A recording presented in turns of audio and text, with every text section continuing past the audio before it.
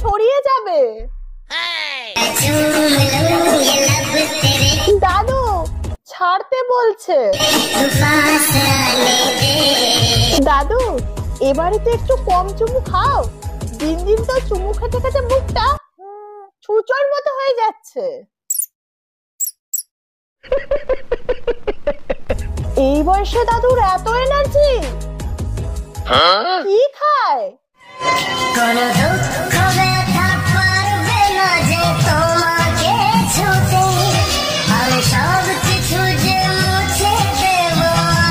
ওইটুকু মুড়ি তাও আবার কাকিমাকে খাইয়ে দিল। তাই ভাবি সবকিছুর উন্নতি হলেও দাদুর কেন উন্নতি হচ্ছে না?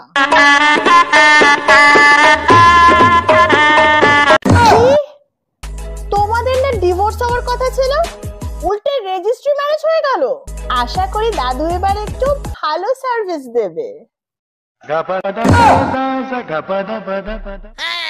এদের সব জিনিসে ভিউজ চাই, আর ভিউজ মানেই টাকা। তাই জন্যই তো রেজিস্ট্রি ম্যারেজ করবে বলে আগে ডিভোর্সের কথা উঠলো। সত্যি নয়, কন্টেন্টের জন্য। ঠিক ঠিক ঠিক। এর আগেও কাকিমা অনেকদিন অসুস্থ হয়েছিল, কন্টেন্টের জন্য।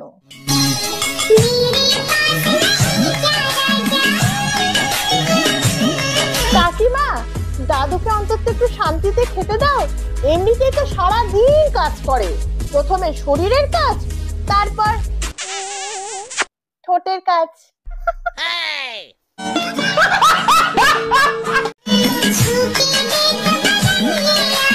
বলছি যে কাকিমা, তোমার কাছে তো আর পেট ভরানোর মতন কিছু নেই, তাই দাদুকে একটু শান্তিতে খাবারটা খেতে দাও, তারপর নয় ছোঁয়াছুঁয়ি খেলো।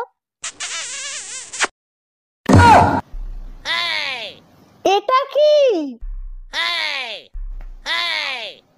কোথায় কচি কচি ছেলেরা একটা মেয়ে পাচ্ছে না, আর দাদু এই বয়সে লীলা করতে ছাড়ছে না।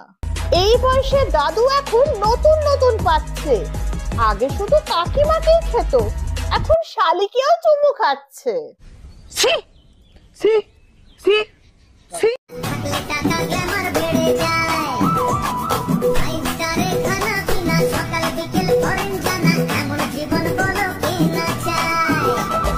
দুদিকে দুটো নিয়ে দাদু আছে বসে, আর অন্যদিকে ছেলেগুলো বুড়ো আঙুল চষে।